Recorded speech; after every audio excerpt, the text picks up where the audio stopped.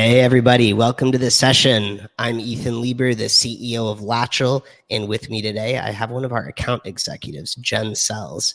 We're going to be inviting on a couple customers of Latchel in just a few minutes. Before we do that, Jen, why don't you tell all of our listeners where they can meet us in person the rest of the year? We're going to a few awesome conferences. We'd love to see you. Jen, where are we going to be?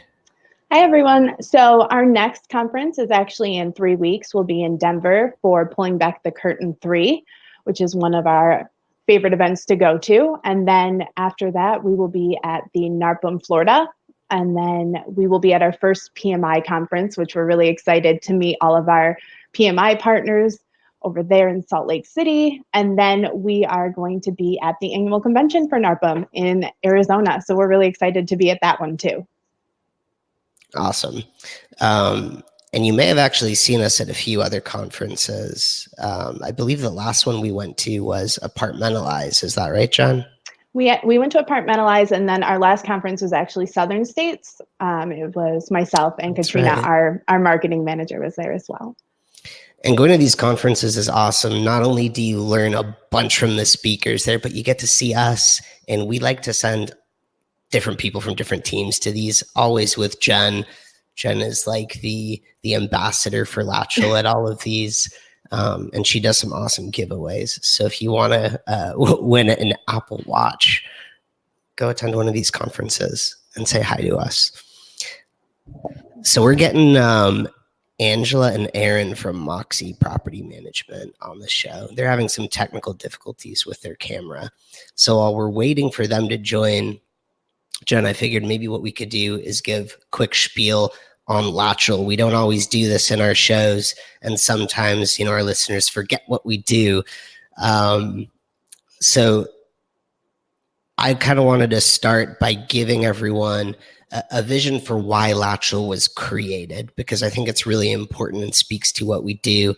And then Jen, I'm going to pass it to you for the elevator pitch on why people should try our services. Sure. So I'm going to bring it back to actually the founding of Latchel. As you all know, I'm one of the co-founders here, CEO of the company. Started Latchel with Will Gordon, who I actually went to college with. So we met freshman year, lived together 4 years through college. We had always wanted to start a business together, but we went separate ways after college. He went into supply chain management. I went into product management for software and mobile applications. So imagine you have these two diverse backgrounds, mine in software applications development, Will coming from supply chain, logistics, operations. Fast forward a decade, Will is working at Amazon, building their Prime Now delivery networks. I talk about this a lot because it's so operationally heavy, requires a lot of logistics, supply chain planning. At this time, he takes over a multi-generational property management company from his grandfather, who retires at the age of 92. So think about that, 92. Obviously, his grandpa probably wasn't upkeeping the units as well as he should have. So Will takes over this about 35-unit property management company and is inundated with maintenance.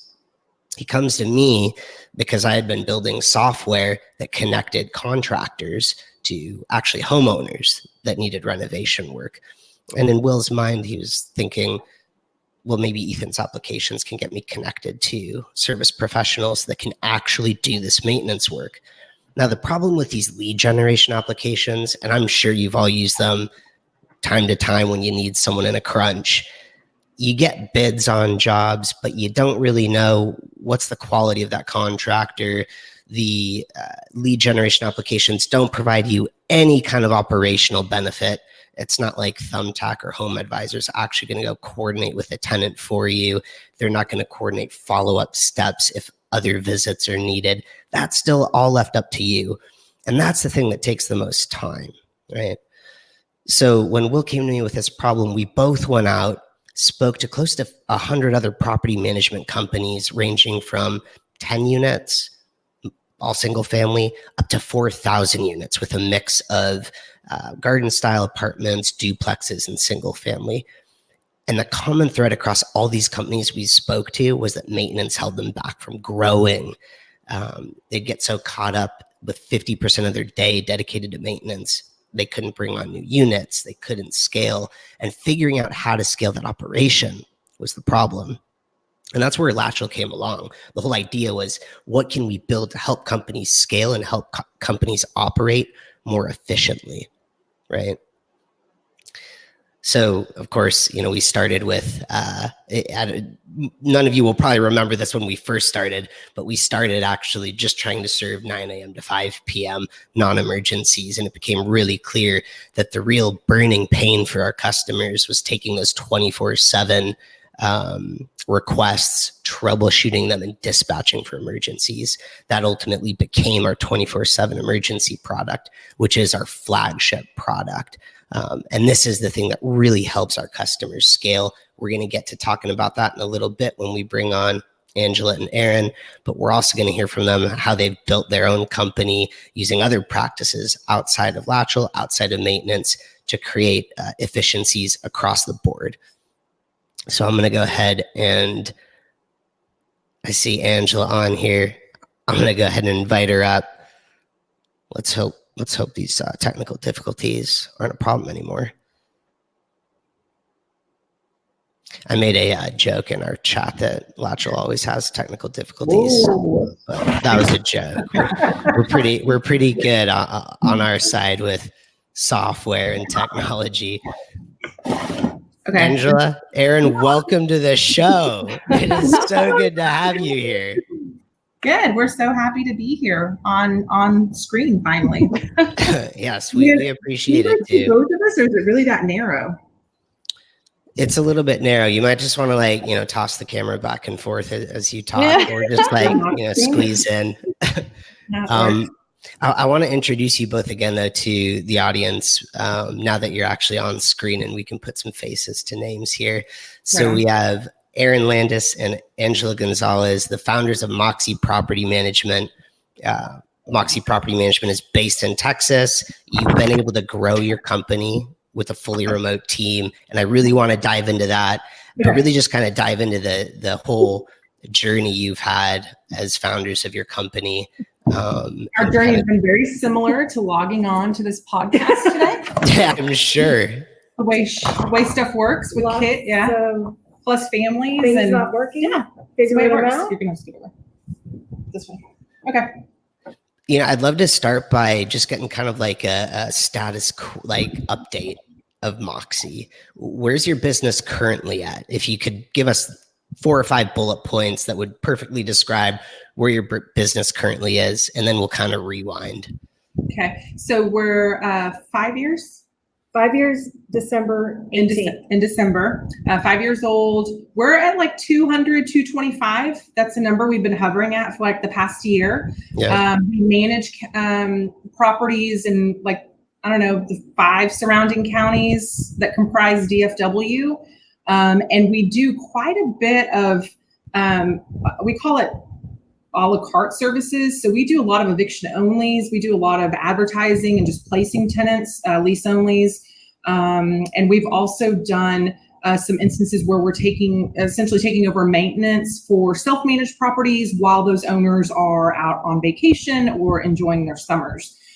So we do, actually our eviction only service has created quite a bit of business for us. So we have self-managed properties. Those owners come to us and say, hey, I got myself in a pickle. I've got a really bad tenant in. I need to get them out. And so we just charge essentially a flat fee to handle that eviction service. It works out really nicely. Those are usually, 1 week, maybe 2 week jobs. So yeah, we're pretty happy. We've had a busy summer, and we're looking to.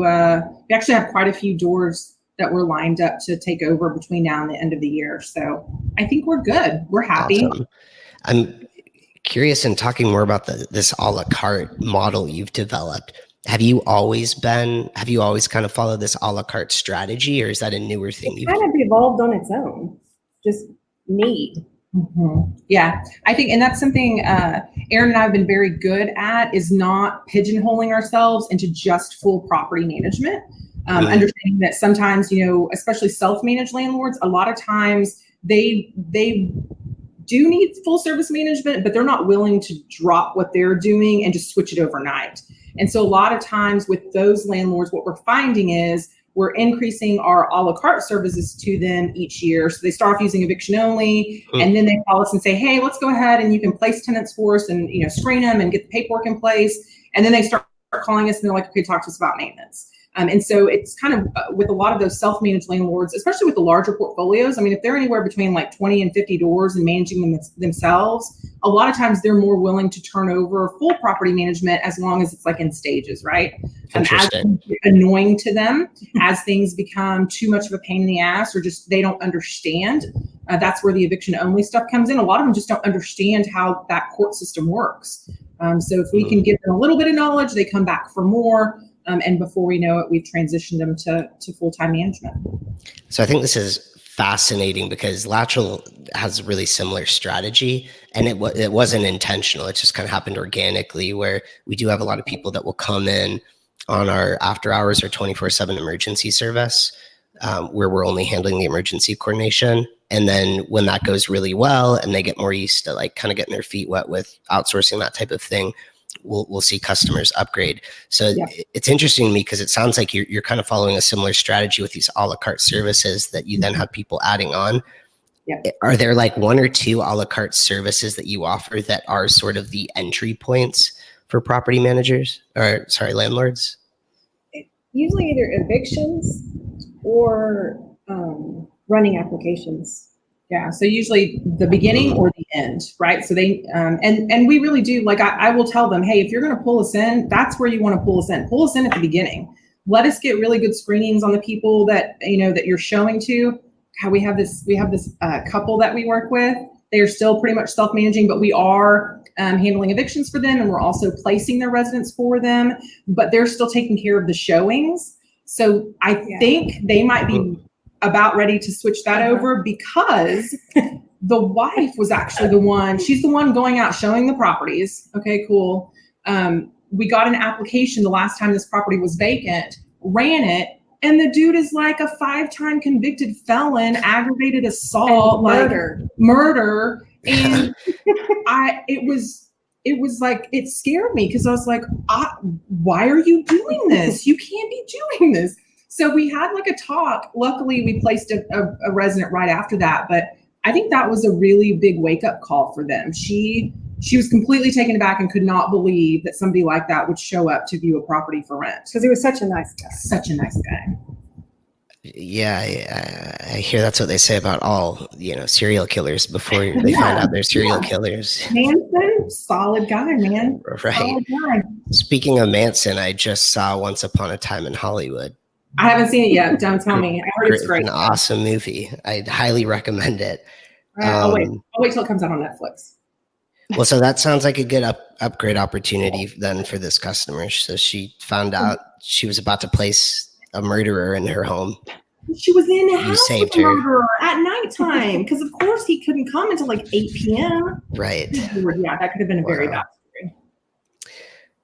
story. So you might not know this, but I'm going to ask anyway because if you do know it, I'd be fascinated to know, and I think other property managers listening would. Do you have an idea of what percent of landlords you work with end up adding another a la carte service or going into full service property management? I mean, 100% of our a la carte services will start off as one, and 100% of them will transition to a second. Time is really what it comes down to. Wow. So we don't have anybody, like we just brought in, we've been working with him for about a year, pretty large investor here in the area, and he's just using us for eviction only stuff. But a lot of the stuff that he's doing, so he's purchasing something, it comes with inherited tenants who need to be evicted. And so he turns it over to us, we clear out the property for him, and then he takes it over. I think a lot of it has to do with age and where they're at in the process. For him, he's retired. This is what he's doing full time. He's really into it. He just knows he doesn't know anything about the court system. The couple that we were talking about earlier, they're older, so they're starting to transition out. They're realizing this, they've been doing this for several years, if not the better part of a decade or more. So they're just starting to get tired. They really want to be retired and enjoy their time. And so as management and being a landlord starts to infringe upon their retirement time, I think that's why they've started to add stuff. So I think it really is like so many things in this business. It comes down to the individual needs of the landlord and kind of where they're at in their world. We've also had people, these a la carte services that start off just screening applications, and then they'll call us because 6 months later they have a sick parent or a sick child, and now all of a sudden their world is turned upside down. They need the investment property, but they don't have the time to commit to it hands-on. So it's just whatever they need. But we've converted everybody. If they come in with one a la carte service, awesome. 100% of them are doing at least a second one, I would say within like 2 years of working with them, depending on how many properties they have. That's great. It sounds like you developed a really good way to kind of get your foot in the door, and then you develop that relationship. It's like it evolves like organically, right? Like if that's really all they need for 5 years is application screening, then we're happy to provide that to them. Sure. If they're good landlords, right? That's the other thing, is like we don't work with assholes. So these have to be good landlords who have good properties, who take care of maintenance issues after the residents move in, because the residents will always come back to us and be like, you are the ones that put us in the property, even though we don't manage the property. So as long as it's a good fit with the landlord, it's always going to work out. And how often is this a la carte kind of system used to screen out the ones that you're like, I don't want to work with you? Does that happen often, or is that the rare case? It stops at you. Yeah. I will say it doesn't make it all the way in. Yeah, I don't think it doesn't even make it to down for like an a la carte service. I turn lots of people down though for full service management though, and I don't even I don't specifically look at them and say or have a conversation with them and say like, I don't think we're a good fit. It's just based off of our conversation, and I essentially show them why I'm not the property manager for them. Are there certain like warning signs you look for? Yeah, engineers, attorneys, right off the bat. If they've been, 4 or 5 different property management companies over the last 5 to 7 years, if they want to have a lot of input and control, and they want to see things, they want to, they want lots of touching, right? They want to be involved in every single aspect. And so my question to them is, why do you need a property manager? If you want to be part of the screening, and if you want to be part of the advertising, and if you want to review paperwork beforehand, why would you pay me? Just do it yourself. Or let us do an application, like a screening only, set up the paperwork, and then you manage it. Yeah. Oh, but man. And so then that kind of opens up, really what our role is as the property manager, and why it is very much, once it's under our full service property, it's where we're taking the bulk of the headache of that property away from you. And we're going to contact you basically when there's really an emergency and we need your input on something or your approval on something. Otherwise, day-to-day operations shouldn't be of any interest to an investor who's serious in our world about having investment properties. They shouldn't want to be bothered. Yeah. And so like, if we get a move out notice, and so then the owners get notified, and then the owner that emails you and, well, why are they moving? Well, did you talk to them? Well, how did you negotiate the rent? Well, maybe we should lower the rent. No to all that. Yes, we asked them why they're moving. They're getting transferred out because of a job. It has nothing to do with the price. There's nothing we can do. Like, you're going to have a vacancy. Yeah. I'm curious in bringing this back to the beginning. You're talking from this point of a lot of experience. You've fine-tuned what you look for in your customers, the warning signs. I'm sure it wasn't always like that. Let's rewind a bit. I'm curious in hearing the story of how each of you got into property management. I was hired in 2003 by a large management company in Fort Worth. I just did the accounting. I stayed there almost 9 years. And at some point, we hired her. And I just finished grad school and I've decided I did not want to do what I had studied for 17 years of my life.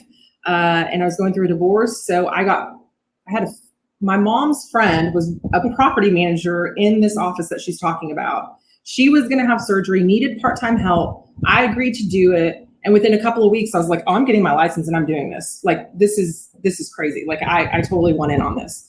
And so we met at that larger management company. And it was a huge company. They were managing like close to 1,100 doors by the time we left. Wow. Portfolio management, probably 7 or 8 property managers, assistants all over the place, fax machines, a file room. I mean, it was mayhem.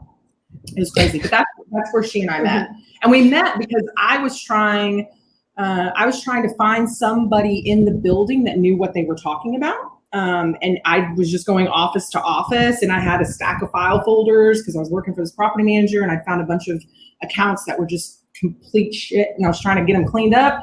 Nobody in the office could tell, like the broker didn't know. And so I'd go to another property manager, and they're like, oh, we have no idea. And I'm like, who in the building knows how to manage properties and knows about accounting? And they're like, you should continue to the back of the building and go to the very last office. So I like literally showed up at Erin's door. She's like multiple screens, super accountant mode. It's and like she mission control. Yeah, she looks up for me. She's like, what? And I'm like, listen, I've got all this and I'm trying to figure it out. And nobody in this freaking building knows what they're talking about. They don't have the answers. And everybody says, you're the one I'm supposed to talk to. So she like stares at me and she's like, get in and shut the door. And I'm like, yes. so, well, at the same time, like within the same time frame, I had sought out the person she was working for. And I said, what is she doing here? What? She's not like everyone else. Why is she here? Yeah. So we were meant to be. So we were best friends from the beginning. And then she decided to start a family. I left when my daughter was born. Thought that I was not going to work for a while. And then I was approached by someone to start a management company because they needed someone with experience. And so was it Angela that approached you or someone? It was a third person. Okay. And so I agreed to that. And we started that like very, very end of 2012. And I got pulled onto that. So how did you end up there? Company, and then she's like, hey, come over here. And I'm like, cool, that'll work. Because the big management company that we were working for, they were going to go to an employee system. They were going to stop the portfolio management. They were essentially looking to sell, which was fine. But I could see the writing on the wall, and I was like, fuck this, I'm out of here. So she was like, hey, come over here. We're going to do the startup. And I'm like, sweet. So we go into the startup. And I really, honestly, I think within the first 6 to 9 months, Erin and I were looking at each other going, dude, this third person, total loser. Like we not cut out. Yeah. Talking the talk, but not walking the walk. Yeah, this is ridiculous. Like why did we even need this third person? So the crazy thing is I think property management on its own is hard. Starting a company is its own challenge, and when you combine the two, like I can't believe you two decided to go start Moxie. That's like, yeah, I knew how challenging both were. No, but it was so easy. It was the easiest, most simplistic process that I've ever gone through in my entire life. We literally at the end of 2 years, right? We had this powwow with the third person, and we're like, hey, you suck, you don't do shit, so we need to either restructure the company or we got to go, like we're done. And so a tantrum was thrown in only the way that a man can throw a tantrum, who's a grown man. So he throws a tantrum. Erin and I bail. It was like the week before Thanksgiving. Mm-hmm. And by December 20th, like we had Moxie established. We were official on the 18th. Yeah, we were official with Trek on December 18th. And so we took our first client on just like right after the first of the year. In fact, we did take a client on early. And I ran like everything manual, which was freaking hysterical because I lost the money order for the security deposit and I had to security deposit money because I lost the damn money order. But yeah, so December 18th, we had it set up. So less than a month. And after the first of the year, we took over our first client. And so then, of course, what happens is we got a bunch of our clientele that we had from the 2 prior companies. And so that was a really good base. And we've grown from there. Most of our growth comes really from referrals from our current clients and previous clients. And also we have a number of property managers in our area that will refer to us if it's a property outside of their little perfect Tiffany box. Gotcha. So is it just you 2 right now in the company, or do you have other employees? We have a really good assistant, but she's virtual. She's a virtual assistant. She's in the Philippines, but she's the one that holds everything together. She's the glue now. No, she really is. When did you bring her on? A little over a year ago. And can you give us an idea of kind of what she does? So if anyone listening is thinking about hiring an assistant, maybe you have some tips for them on like what to start off with and what types of things to offload. She's basically the maintenance coordinator. She runs the applications, enters invoices, and is just kind of the overall person that tenants communicate with. Mm. So she pretty much takes them over. Does renewals. Yeah, we introduce ourselves as a team. Let them know. You'll probably never hear from Aaron. You'll hear from me when you're doing really great stuff or when you're doing really terrible stuff. But otherwise, they communicate with Glenda, and that's been even better than I thought it could be. Like I was one of those people that was kind of nervous about turning stuff over because I know exactly how it needs to be done every time. Yeah. But it's been pretty amazing what she's been able to take off of our shoulders and what she's willing to take off of our shoulders. Like what she steps up and says, like, hey, do you want me to start doing this? Or I think we should start doing this with the residents. And we're like, sweet, do it. It's good. And Glenda actually communicates with us whenever we have to communicate things back to you too. So we don't get to talk to either of you very often because we're always talking with her. I love that we just meet in cities and break bread and have a drink. That's awesome. That's the way it's supposed to be, man. Maybe we can dig in to this sort of virtual kind of environment you've created. At one point, I seem to remember both of you telling me that you don't necessarily always work in the same office together. Is that still true? More often than not, I'm at my house. And if she's working on a computer, she's usually at her house. This is the first time we've seen each other in person since it's been a while. Couple of weeks. Really? Not more. Mm-hmm. Well, I'm glad we could get together for this crowdcast. We're in a co-working station right now. Oh, awesome. When you meet, do you usually go to the same co-work place or do you? We have a couple places we go to. Yeah, we've got a coffee wine bar that's right up the street that we like a lot. We like this co-working station. She works out of home a lot. I am someone, especially here over the past couple of years, I find myself, I do need to remove myself from my house for several hours a day if I want to get stuff done. But I think a lot of that is just like my son is older. He'll be a senior in high school. It's just the 2 of us. And so he's gone all the time. It's just weird being at the house by myself. I'm like, this is weird. Yeah. So I tend to work out like at different places, whether it's co-working stations or just, there's a couple of cool restaurants that don't mind hanging out. So it's wherever. Went down to the beach to see my mom. So I worked a couple of days, at different places around her town. So I was in Vegas before that. So I did a couple of hours poolside on a Saturday. So it really is just wherever we're at. Everything is, as long as we have our laptops, we're good. And even if we don't have a laptop, most things we can do from a phone or a tablet. Yeah. And I usually work at home because my kids are 5 and 7. God, don't you guys feel sorry for her? 5 and 7. And they're Jen has a 2.5-year-old. Yeah, he's 2.5. Home with me all day. No. In fact, I was on a call with y'all when it was during winter break and they were going absolutely insane. And he said, that sounds like the scene in Aliens where they all hatched. And I said, this is what winter break sounds like. Welcome to the club. Wait, who told you that? Was it Jorge? Yes, yes. Told you that your kids sounded like aliens hatching out of. Sounds like a sci-fi horror movie behind you.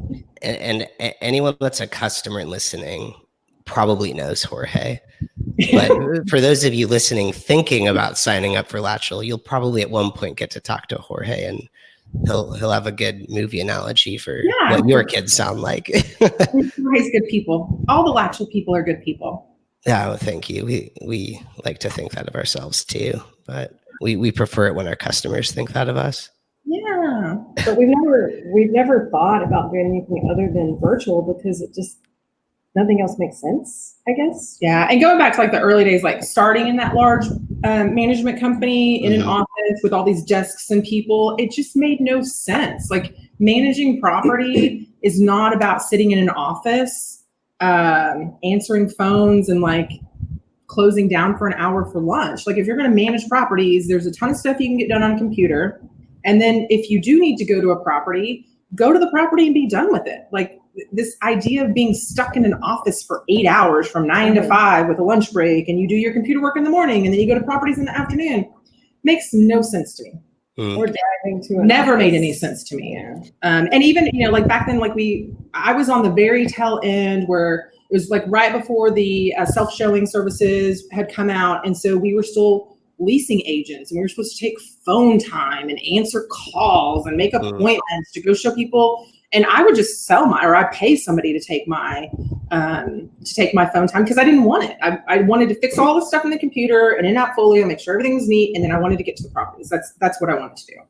And I don't think, a lot of people will say, but where do you meet your clients? We meet our clients where we work. We take them to the awesome restaurant we just found, or this kick-ass coffee bar we just found, or we find out what they're into and we take them to the cigar bar or the Scotch. I mean, whatever they want to do. Like those are much better encounters than bringing them into an office in some awesome part of town that we're paying a shit ton of money for. That's not worth it. Yeah. And also for the residents, like I don't know why residents that want to come in to the property management company to do what? All of our residents pay electronically. There's no money orders mailed in. There's no personal checks mailed in. Everything is done electronically. Work requests are online. Leases are done electronically. If we have to meet a tenant, it's usually at the property. I think to a certain extent, remote is more productive in a lot of ways too. Especially as that company grows and you add more people to the mix, there's a lot of opportunity to let other things distract you from whatever your main goal is. And to be remote allows you to really stay focused on that. Latchel is also a remote company. So the systems are important. And, it's not always about save money on not having an office. That's really not what it's about, because you end up probably spending more money on all the systems and infrastructure, planning, things like that when all is said and done. But I think remote, if you have your systems and your processes set up right, it can be a lot more productive, and you get access to different kinds of people that you normally wouldn't have access to. Like you could potentially put your next hire anywhere. Let's say you wanted to hire someone in the US. It didn't matter that they were in Dallas or Fort Worth. They could be anywhere, right? Missoula, Montana. Exactly. And you can get the best person for the job no matter where they are. We use a lot of systems like Slack for communication. We use a lot of video conferencing. Could you talk about some of the systems you've put in place to help you collaborate remote? Well, we do. We use Slack a lot, every single day, all day. And that's how we communicate with each other and Glenda and all of us together about different things. And so we're in communication with her as much as we would be if she were in an office with us, which is a huge thing. And then just as far as like technology, so we use Appfolio, Property Meld, and Rently are big ones. And Latchel, of course. You guys are after hours. So between those, Google Drive, we've got a ton of stuff, documents, things that are shared. But really between our management software and the accessory softwares that we use, Slack and Google Drive, I mean, those are the primary 5 that we're using. or 6, I guess. It's not complicated. Yeah, it sounds like you're picking the things that allow either software or another service to take over, so you can focus on. And if something higher isn't working, or there's an easier way to do something, we do it. Yeah. We're not stuck in any. We don't spend a lot of time think like, oh, we should compare and contrast. Oh, we should see what else is going on in the market. We're just like, here's our need. What are the options to fix it? This looks like the best one. Let's go with this one. Usually it works. If it doesn't, we change directions pretty quickly, right? Because especially with property management stuff, especially when it comes to things like forms and docs, like if you find something that's wrong or that's missing, you got to change it right away. Like you're not going to sit around and wait and test things out or put 2 different versions out and see which one is liked better. Make a decision and go with it. Because if you are comfortable with where you're at career-wise and you're comfortable with the knowledge and the experiences that you've had, it shouldn't be a big deal to make a change fairly quickly across your company. Are there changes you've made that you think had huge impact on your business at any point in time? It could be recent, could be early in the business. Any Probably big changes? And when we started Moxie, we were 100% online payments already. So there was just a handful of like inherited people on super old leases, and but probably 100% online payments and self showings have been the biggest things. Yeah. Gotcha. We're sitting here talking to you on the 1st because rent week is just like any other week. Because the 1st is just like the 15th, or like the 20th, or like the 25th. I might have a few extra tasks, but I'm not consumed by any of it. Yeah. I didn't even notice that until you mentioned it, that it's the 1st of the month and you're here with us. Where I can remember, like if we hadn't done it this way, then today, Friday, and then probably Saturday, I would be at the office. Yeah. And then I'd be scrambling on Monday to figure out what came in over the weekend, what was late, what wasn't. So yeah, it's all taken care of now. That's awesome. I'm curious, are there any big hurdles that you ran into building your company? Not that we're aware of. You were just like out of the gate, crushing it from day one. It was just a series of paperwork. We spent an afternoon at her dining room table with a laptop and registered all the company information, figured out what our name was. That was probably, if there was a hurdle, it was just trying to figure out what the company name was going to be. But once we got that figured out, it was just entering it into, Secretary of State, setting up an IRS account. Like that's all. That seemed all very basic, Then we knew of a really great attorney. We were referred to one. He became our business attorney. So he drafted our business agreement and got all those docs set up and got us set up with everything that we needed to get done was done. It wasn't. I don't know. Sometimes I hear people. I think there's a tendency to say, "Oh my God, I'm starting a business." Dude, just take it one step at a time. What's your name? Get it registered. Set yourself up with the IRS. Get your stuff straight with the state. Jack with Trek, because that's going to take forever. And then once you're golden, you're golden. It's just, you're done. You're in business. It's not that hard. And if you're not worried about an office space, and if you're working remotely, that takes a whole nother level out of it. And so then it's just bringing in clients and doing what you do. It's not. Don't think that like starting a business is some big, huge, like need $100,000 in capital and backers and all this financial knowledge. Like you can just go out and get it done. I think you obviously have a lot of process focus. If that makes sense, what I mean is the way you're talking about this is you're laying out the steps needed to go from point A to point B, right, and you're hitting them one by one. And right. I think when you break things down that way, it doesn't seem like a big challenge or a big hurdle, right? It seems like, I just need to walk the mile. It's one step at a time. Right? Exactly. And that's the way it is with anything in the leasing process, right? What's your application process? It's this set of steps and this set of guidelines. And once you hit a stopping point, that's it. If the applicant doesn't pass your credit criteria, that's it. You're done. You let them know. Sorry, you're not going to qualify. On to the next one. It's just everything pretty much is systematized within that leasing process, that leasing cycle. Yeah, we prescribed the checklist manifesto, and Jen actually was in our operations team for a long time, building process there, and now is doing that on the sales side. But a lot of the way we build our processes through checklists, and that does break down tasks into much smaller components that make them easier. Well, that's all I'll say about that. Checklists are great. Are amazing, especially when you can get them just like in your head, like just going. It's literally in your head. You know exactly what's going to happen. Steps 1 through 5. I send myself emails every night Oh, with nice. what I need to do the next morning. Yeah. One of the things I love about you guys is you're an all-female property management company. Was that on purpose, or did it just work out that way? It really wasn't intentional. I mean, the office that we met in, there were only a couple of males in the office anyway.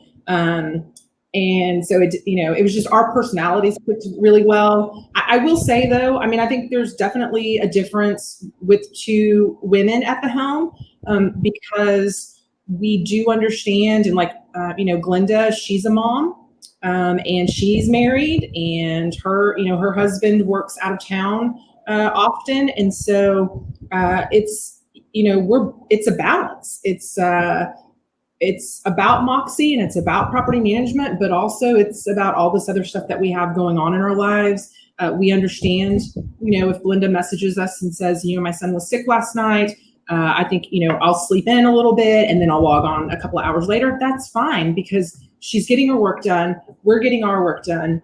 No harm, no foul. I think it's just a really good feeling. I like that it's us and, our kids are around, and even if they're annoying us, they're around. It's just, I think there's a different feel when you have 2 women at the helm, and when it is all women. There's a lot, it seems like there's a lot less bullshit, to be honest. We never, and maybe it's just like we haven't met the right men in property management. I don't know. It just seems like goals are always very different, and what people, what men pay attention to versus what females pay attention to, and not to get into a lot of stereotypes, because I don't necessarily believe in all that, but there are definitely differences. There's a different feel to our company than any other company that we have been around. And we were actually in a unique position a couple of years ago, where another property management company in Fort Worth, in our market, approached us and said, listen, we've got this sales division and we've got this other building division. And so we're split, like we need management, we want management, but we're not doing a very good job of overseeing it. We know we don't have any systems in place, no processes. So they actually we consulted for them. They paid us to run their property management company, reorganize it, hire and fire, get the systems and the processes down, train their team while we were still running Moxie. There was never any like, hey, we're going to buy you out or you're going to buy us out. There was never any of that. They were just like, come in and make it run the way that Moxie runs to some degree. And so, doing that, we were then in an office that was headed by two men, vast differences, just huge differences on what they were focused on, and really things that they were just kind of like missing when it came to like employee stuff, right? Things like sick time and kids get sick and there's stuff to do at schools, and that kind of stuff seemed to be overlooked. So we did that for a year. Yeah. Yeah, we did it for a full year. I definitely think there's something to be said for bringing in people from different backgrounds, different walks of life, to bring in that breadth of idea. One of the things I like about Lateral, I'm speaking obviously as a male founder here, so take this with a grain of salt, I guess. But one of the things I'm proud of is that we've been able to bring in people with a lot of different backgrounds from a diverse set of experiences and take these different ideas to not only improve our service and what we're providing customers, but actually to improve that kind of work-life balance, that company culture, all the elements that make you want to wake up and feel excited about working at a place.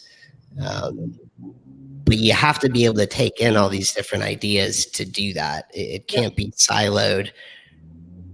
I mean, it was siloed, and I wanted everyone to be like me. Everyone would be like a workaholic going 14 hours until everyone's like so burnt out that like the company stops running. That's what it would be like if everyone was like me. So thank God everyone's not like me. Exactly. Yeah, that there's a good mix in the group. Yeah, we're not. We complement each other's. Yes. Yeah, you've got a good vibe. Your frequencies match, not in the same way, but in complementary ways. Yeah. If we were exactly alike, this wouldn't work. Right. And we do a really good job. I think because of that, we do a really good job of staying in our lanes. Right. So she's accounting, she's money, she's anything fiscal, financial, dollar signs, decimal points. I am, client geared, making sure that they've got all their questions answered, that they're happy. I'm onboarding new properties, all that fun stuff. She doesn't want to do what I do. And so the times that we do have to like coexist on a task together in somebody else's realm, like she's come with me to properties before where I'm like, hey, this tenant, I think it's just going to be balls off. It's going to be crazy. You should probably be there just in case.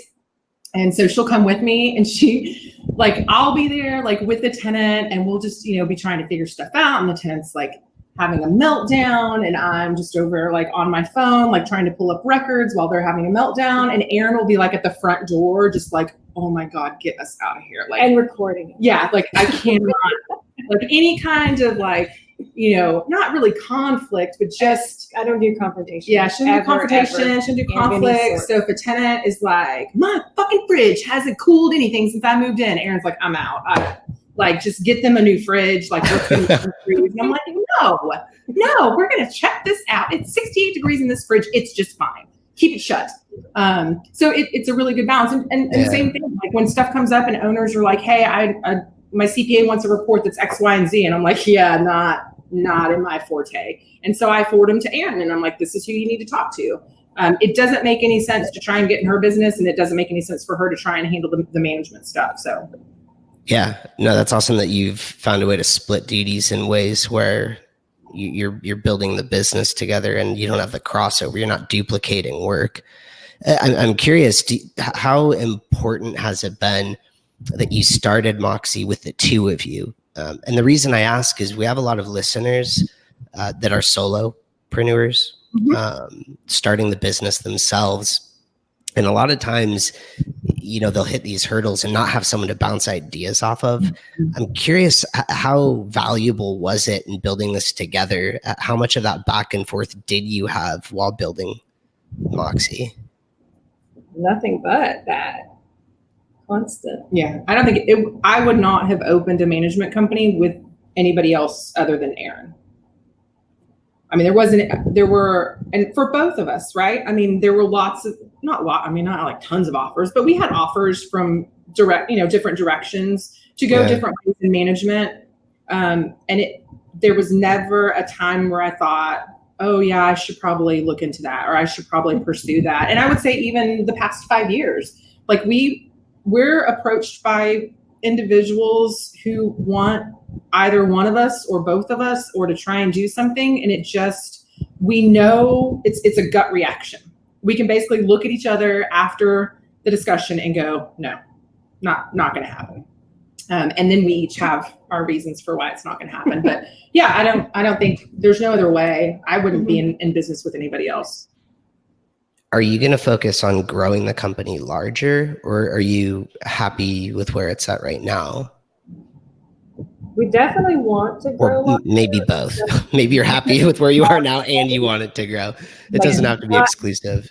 Not so much where we're willing to do anything and take on stuff that's more trouble than it's worth. But yeah, we want to grow. I don't think we have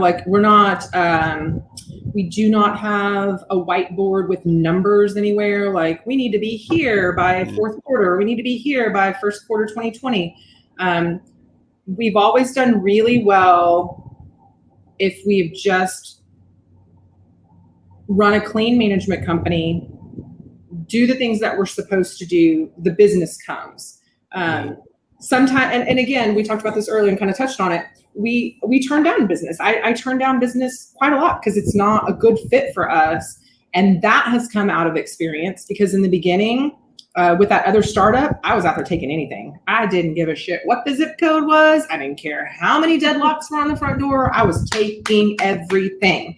In fact, we had these California investors that had purchased this duplex, and it was a tough neighborhood. And they came in to show it was too late for them to get out of the deal. We show up, and I'm not even kidding you, man. The freaking house across the street got raided by the SWAT team while we were there. And I saw the SWAT vehicles coming around the block while we were in the backyard, and the investors didn't, right? So they're like in the backyard, and I'm like, okay, guys, we're going to go in the kitchen right now. We're going to stand in the middle of the kitchen. And if we hear any loud sounds, we're all going to lay on the floor on our bellies. Do not get up until I tell you to get up. And they're like, what? And I point over to the SWAT team, and they're making the corner, and they're like, oh shit. And I'm like, get in the house. So we get in the house, totally hear the SWAT team make their appearance, announce themselves, knock in the windows and the doors. The flash things go off. I mean, it's mayhem. And so I peek up. I'm like, okay, we're cool. They're bringing out people in zip ties. Let's stand up. So that we're standing up in the kitchen, and they're just looking at me. And I'm like, do you now understand the problems we're going to have in getting this place leased? Do you understand the challenges that we face? And do you understand how important it is that you need to sell this thing as soon as you can? Yeah. So, I mean, stuff like that, it happens, but you learn lessons, right? I mean, those are good lessons to learn, but now we're in a point where we don't need to necessarily. The owners definitely learned their lesson. Yeah. Yeah. So we got out into the front yard, and it was two brothers and a sister. It was siblings. And one of the brothers looked at me, and I was like, so, if you guys want to continue and you decide that Moxie's a good fit for you. And he's like, oh no, yeah, you're our property manager. He's like, after that little thing, he's like, that didn't even faze you. He's like, you're our property manager. So if the SWAT team breaking into the house doesn't faze you, you've seen a lot. So I assume now you veer toward more A class, B class, AB. Yeah, ABs. Yeah. And that's tough. Affordable living is just a huge issue. Affordable housing is a huge issue. And we never say no to a property. We always say no to the client. And so it's not to say that we wouldn't take some C properties, but it would come down to the owner and really where they were at. And understanding what they had. Yeah. And knowing that I needed probably 25,000 on hand at all times. Yeah. I think that's maybe a distinction that most other companies I've talked to don't make. There's a difference between the property and the client, that even if it's an A-class property, if they're not going to be a good client, you shouldn't take them. Why do you want the A-class property? Because then the A-class property all of a sudden turns into a dill hole property because of the client, because of the owner. And every single time it always comes down. It's that personal interaction. It's what they're looking for and what their expectations are. And really, if they're ignorant about investment to begin with, it's never going to be a good fit. A lot of our listeners, they frequently hear property managers say, don't take the bad client. But when you're in that position, when you're starting your company and you're just looking for as much business as you can, your kind of mental state is don't turn anyone down. Yeah. Do you have anything to say to them, the startup property managers that want to take that client, but they hear this advice, don't take the bad client? What would you say to them? There's always lessons to be learned. And that's when you learn that stuff, is when you actually go through it. And that's when you learn not to do it again. And everybody's not do it again thing is different. Yeah. So I guess like do it, but then what she's saying, learn the lesson. So figure out why this type of personality in a client is not a good fit for you. And then don't go back to that personality again. Tweak it and try something different next time and see if you get different results. But if you go back to that same type of personality, it's just not going to work. I generally I know within about the first 5 minutes of a phone call with somebody whether or not it's going to be a deal. Like basically whether or not I know that I will be able to work with them. It's usually within the first 5 minutes. And if we get past that, it's it usually converts into business. But the ones that I say, hey man, we're just not a good fit, I will tell them why. And I think that also sets us apart is because we're very direct and honest, curt professionalism when it comes to that kind of stuff. And so I will tell them, you expect way too much out of me. I will not do that for what I charge. This is what I charge. I don't get out of bed for any less. And what you're asking me for is way more than I'm willing to give you. And that's what I would say to like new people in the business. Be honest with clients that you turn down and let them know, because sometimes it's a personality flaw on their part. We shouldn't have in our business owners who want to screen applications with us. That's baloney. That's what we're here for. So if you're a property manager and you're in Texas and you're letting them help you screen applications, man, shame on you, because it's making it really hard for those of us who are trying to do it, kind of what I would consider the right way, period. Yeah. I think if an owner wants to be that involved, they need to manage it themselves. And if you're honest from the beginning and lay out your expectations, it prevents a lot of problems. But I've seen a lot of people go into things promising more than they can really deliver and hoping it works out for the best, and that doesn't ever works, ever. What I love about your approach to all of this is that you are brutally honest, not just with what you're capable of, but with what you're looking for in a customer. And it's so obvious to me that this comes from the systematic learning and growing that you've done, that you try it different ways, you learn, you internalize that, and then you're brutally honest with it. Yeah, we've made the mistakes. So it's it's all part of it. There's not going to be any industry. So before this, she did some stuff before property management. I was in some different industries before real estate and property management. It's that way in every industry. If you don't know what your role is, and if you don't know what you're looking for, whether it's in a client or a patient or whatever it may be, where are you going? What's your direction? And so trial and error is really kind of the only way that you're going to get that done. Nobody's ever going to be able to write a manual that covers every single aspect of any industry, whether it's property management or anything else. So a lot of it is trial and error. You can set up your systems and processes. We know what the contract says, but it all comes down to how do the humans involved, how are you going to combat that shit? Because that's the stuff that really matters. Until we can get robots involved, that's stuff that you're going to have to contend with. And we're real close to the robot thing. I really love how you guys are just lead with integrity and honesty instead of chasing dollars. Like that's a really important, I think, asset to have, especially if you're first starting, just to lead with honesty and integrity, and the money will come to you instead of just chasing those dollars. I think that's just a really amazing message to put out there. And it comes in different ways, right? So if we had been chasing, just taking on any property that we possibly could, we'd probably be up to 500 or 600 properties right now. But it'd be a nightmare, and we'd be focusing on a lot of day-to-day stuff that we didn't necessarily need to, and then we would have prevented ourselves from consulting for that other company for an entire year, or setting up our a la carte services and then really pushing those and seeing where it goes.